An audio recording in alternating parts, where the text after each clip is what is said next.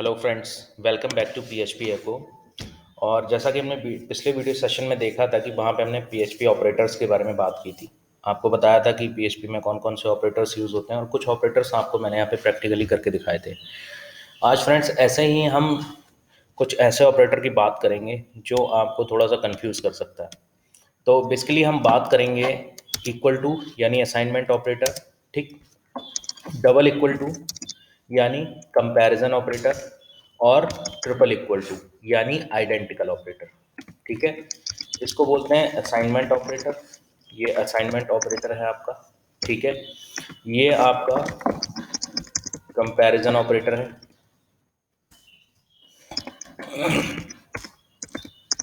ठीक है, और इसको बोलते हैं आइडेंटिकल ऑपरेटर। ठीक है फ्रेंड्स, तो यहाँ पे ये तीन टाइप के ऑपरेटर्स हैं जो आपको कंफ्यूज थोड़ा सा कर सकते हैं। इसकी मैं बात नहीं कर रहा हूँ, ये तो आप लोग पढ़ते आ रहे हैं। ठीक है, डबल इक्वल टू और ट्रिपल इक्वल टू यहाँ पे क्या ऑपरेटर्स हैं और इनका काम क्या है, ये यूज़ क्यों होते हैं। तो आज के इस वीडियो सेशन में हम यही देखेंगे कि इन ऑपरेटर्स का यूज़ क्या है, ये ऑपरेटर कैसे यूज़ होते हैं और किस पर्पज़ के लिए यूज़ होते हैं। तो फ्रेंड, सबसे पहले क्या करता हूँ, सबसे पहले मैं यहाँ पे पहला वाला ऑपरेटर ले लेता हूँ, यानी हम सबसे पहले असाइनमेंट ऑपरेटर की बात कर लेते हैं। देखिए, इसको प्रैक्टिकली समझते हैं तो थोड़ा सा ज़्यादा इजी रहेगा। देखिए क्या करते हैं, सबसे पहले मैं यहाँ पे क्या कर लेता हूँ, पीएचपी स्टार्ट कर लेता हूँ और यहाँ पे एक वेरिएबल ले लेता हूँ $x। ठीक है, इसकी वैल्यू मैंने ले ली 100। ठीक है, और यहाँ पे मैं एको करा देता हूँ $x को। देखिए, इसको मैं सेव करता हूँ,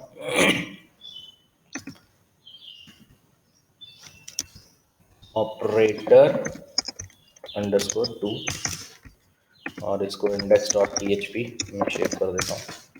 ठीक है, तो सबसे पहले ऑपरेटर हम यहाँ पे यूज कर रहे हैं असाइनमेंट ऑपरेटर, मतलब इक्वल टू। देखिए, असाइनमेंट ऑपरेटर का मतलब क्या होता है, असाइनमेंट ऑपरेटर का मतलब होता है कि आप $x को कितनी वैल्यू दे रहे हो, 100।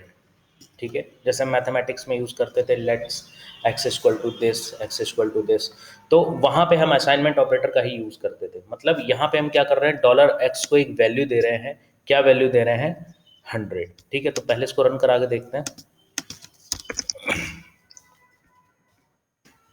यहाँ पे मैं अपना ऑपरेटर 2 वाला फोल्डर ओपन कर लेता हूँ। यस, देखिए $x की वैल्यू क्या आ रही है, 100 आ रही है। ठीक है, अब देखिए ये तो हो गया हमारा असाइनमेंट ऑपरेटर।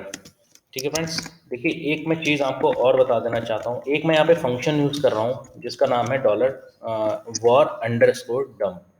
देखिए ये फंक्शन क्या करता है, इसी फंक्शन का हम यूज़ करेंगे। ये फंक्शन आपके वैल्यू की कंडीशन को चेक करता है और ऑपरेटर की कंडीशन को चेक करता है और उसकी वैल्यू को भी चेक करता है।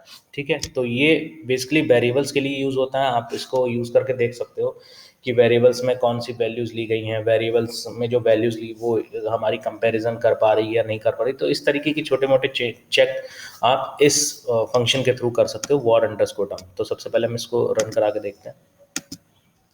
देखिए यहाँ पे बता भी रहा है। देखिए, मैंने कहा था कि ये ऑपरेटर की आपको वो भी बता देगा किस टाइप का ऑपरेटर है। तो देखिए इंटीजर टाइप का हमारा ऑपरेटर आ रहा है और इसकी वैल्यू कितनी है, 100।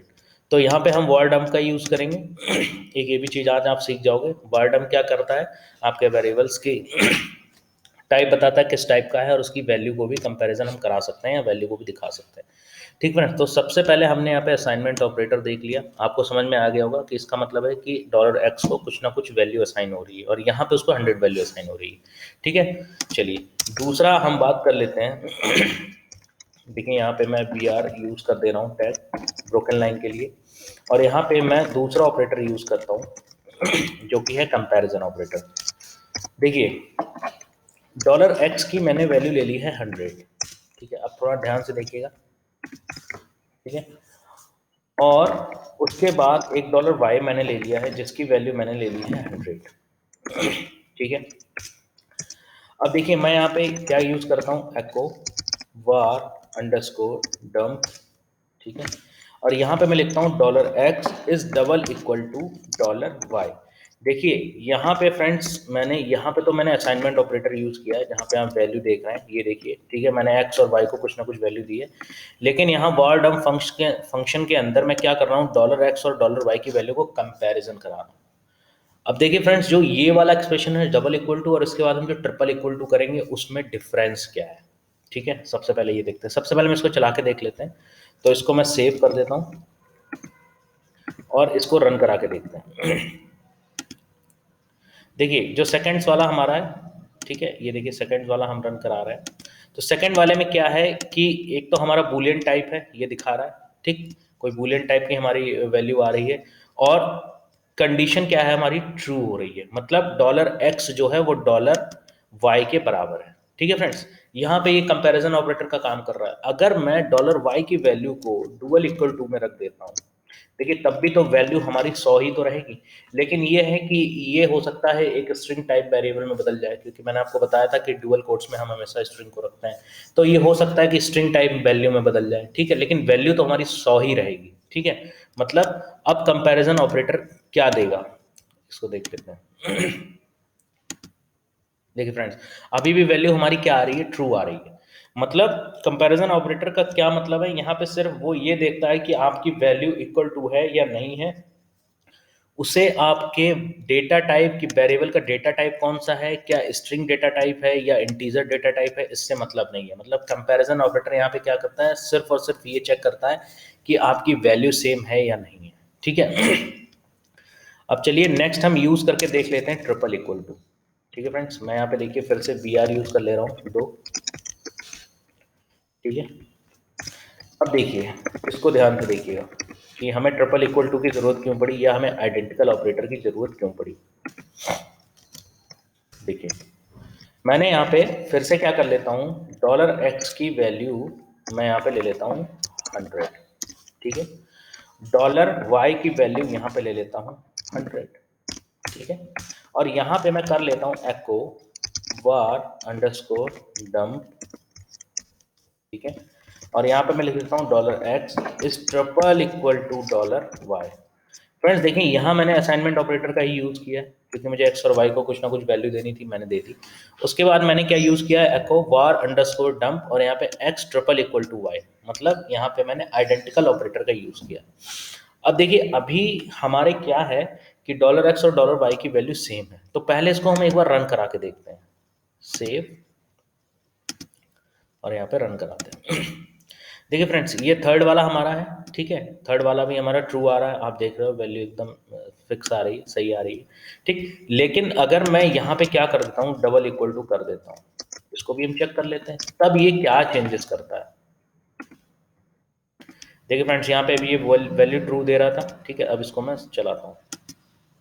देखिए इसने क्या कर दिया, वैल्यू को यहाँ पे फॉल्स कर दिया। इसने फॉल्स क्यों कर दिया, क्योंकि इसे ये वैल्यू तो इंटीजर मिल रही है, मतलब डॉलर एक्स की वैल्यू से इंटीजर मिल रही है, लेकिन डॉलर वाई की वैल्यू इसको 100 तो मिल रही है, लेकिन वो इंटीजर ना मिलकर कोई स्ट्रिंग टाइप वैल्यू मिल रही है।